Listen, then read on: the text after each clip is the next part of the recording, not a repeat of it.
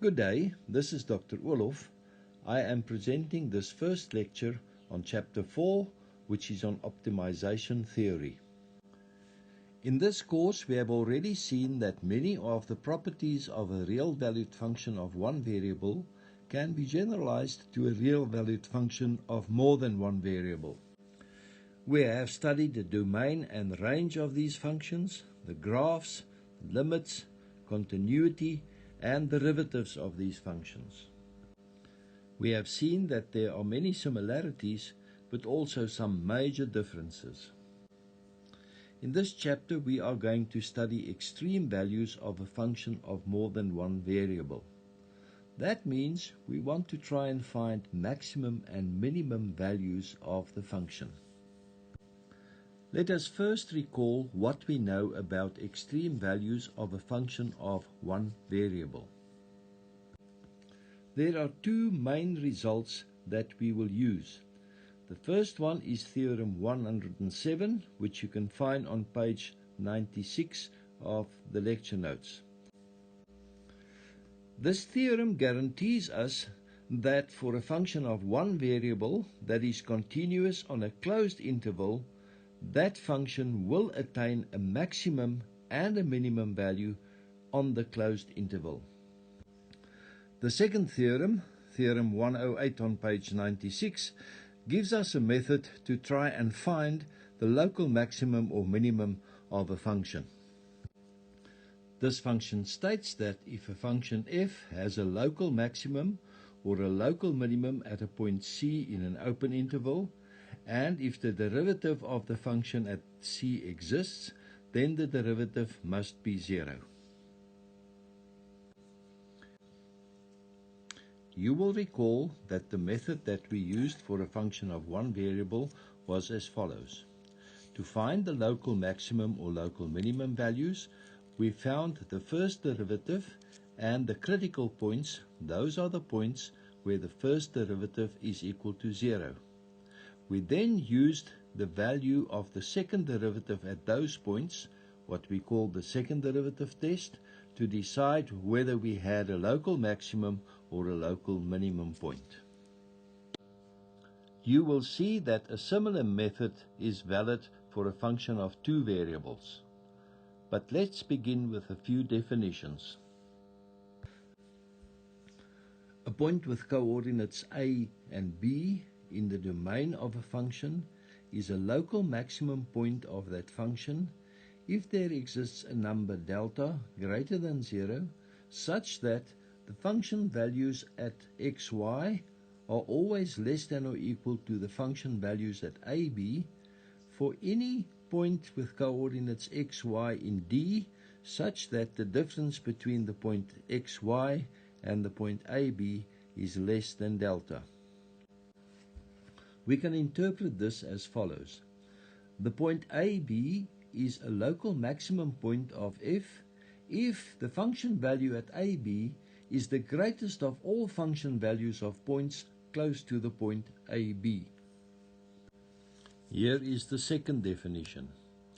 A point AB in the domain of a function is called a local minimum point of the function if there exists a number delta greater than 0 such that the function value at AB is less than or equal to the function value at any point xy whenever xy is in the domain of D and the distance between xy and AB is less than delta. We can interpret this as follows. The point AB is a local minimum point of f if the function value at AB is the smallest of all the function values of points close to the point AB. Any local maximum or local minimum point of a function is called an extreme point of the function. We can now formulate the equivalent of Theorem 107 for a function of two variables. This gives us Theorem 111. This theorem tells us that a continuous function defined on a closed and bounded set D will attain a maximum and a minimum value on D. The next theorem gives us a method to to try and find the possible extreme points of a function. Theorem 112 states that if a point AB is an extreme point of a function, then the gradient at that point will be 0, provided that the gradient exists and that the point AB is in the domain of the function, but not on the boundary of the domain. Here is an important corollary to Theorem 112. This corollary basically says that for a point AB in the domain of a function, there is only one of three possibilities. Either the point is a critical point, that means the gradient at that point is 0, or it is a singular point, that means that the gradient does not exist at that point, or in the third instance, that point is on the boundary of D. Let's have a look at the proof of this corollary. In the first instance, let's assume that the statements in 2 and 3 are false. We then have to show that the statement in 1 is true. Well, since the statement in 3 is false, we know that the point AB is not on the boundary of D. Also, since the statement in 2 is not true, we know that the gradient at the point AB exists. Thus, by Theorem 112, the gradient of f at AB must be 0, which proves that the first statement is true. What about the other possibilities? Well, let's now assume that the statements in 1 and 2 are false. If the statement in 3 is also false, it follows from the first part of this proof, where we had that number 2 and number 3 were false, that the statement in 1 is true, which contradicts our assumption. Therefore, the statement in 3 is true. A similar argument will show that if you assume that statements 1 and 3 are false, then statement 2 is true. Therefore, at least one of the statements is always true. From the theorems above and the corollary, we now know that the critical points of a function, those are the points where the gradient of the function is equal to 0, are possible candidates for local extreme values of the function. However, you must be careful. If the gradient at a point is equal to 0, f may not attain a local maximum nor a local minimum at that point. Those points are called saddle points. Let's have a look at an example. Let's consider the function f defined by f at xy equals y squared minus x squared. The first step is to find the critical points. So we calculate the partial derivative.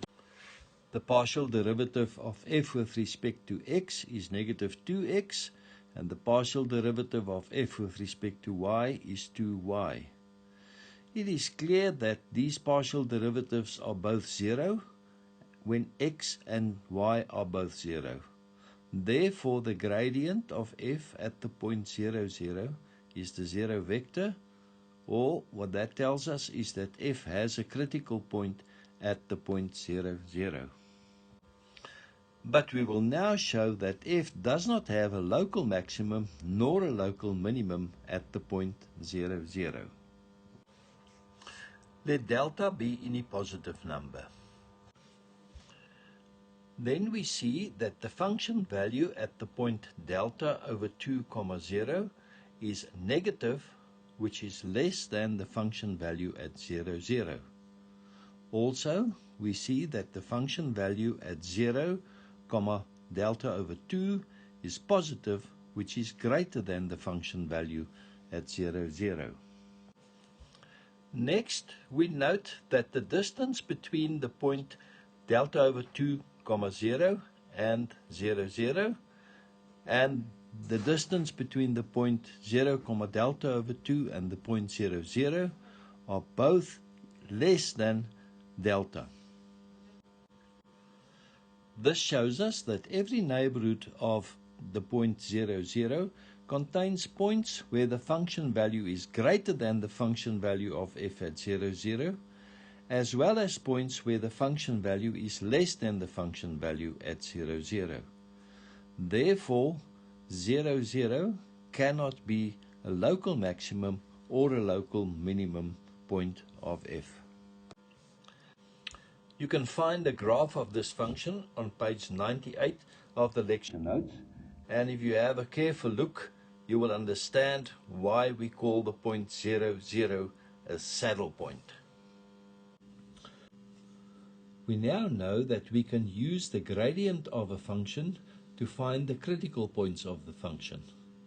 We also know that the critical points can either be local maximum or local minimum points or a saddle point of the function. The next theorem gives us a way to determine the nature of the critical points.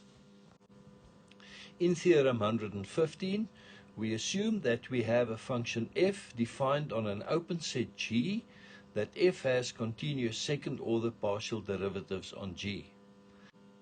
We then define a new function d with the formula for d at xy as you can see on the screen.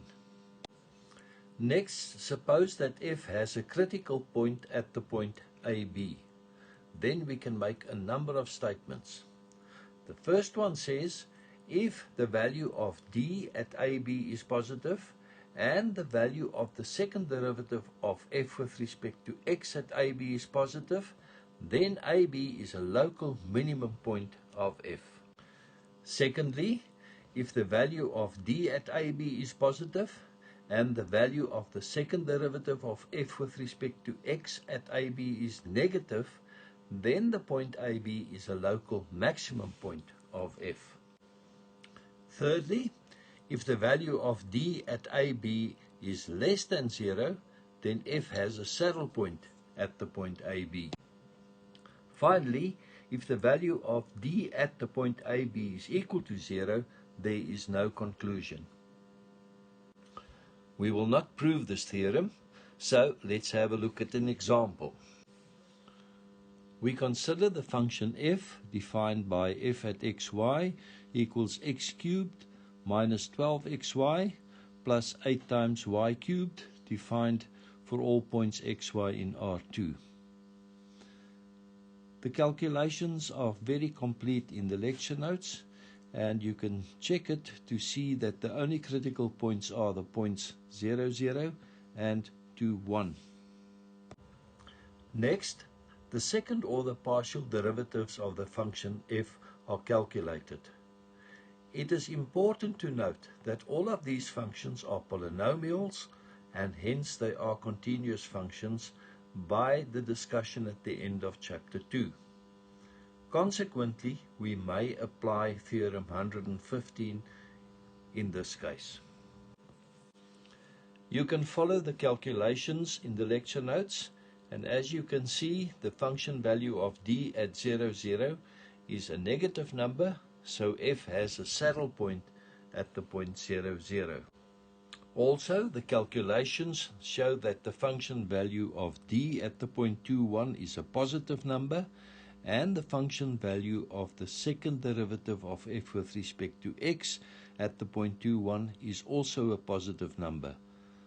So it follows from theorem 115 that the point 2, 1 is a local minimum point of f. You must note that we cannot use theorem 115 in all instances to get a conclusion. If we have a critical point AB such that the value of the function d at AB is 0, theorem 115 does not give us any conclusion. We then need to find another method to get an answer. Let's do an example like that. In this example, we consider the function f defined by f at xy equals x squared minus 2xy plus y squared, defined for all points in R2. You can check the calculations in the lecture notes. It's very clear, and you can see that we get infinitely many critical points, all points of the form a, a where a can be any real number. In this case, the value of d at the point AA is 0, so theorem 115 does not give us any conclusion. But by simply factorizing the formula for the function f, we see that f at xy is x minus y in brackets squared, which is always non-negative or greater than or equal to 0. We also see that the function value of f at AA will always be 0 for any real number a. So we have that the function value at AA is less than the function value at xy for all real numbers a and all points xy in R2. So clearly each critical point is a local minimum point of f. That concludes this lecture. You should get stuck into the exercises while everything is still fresh in your mind. Good luck and goodbye.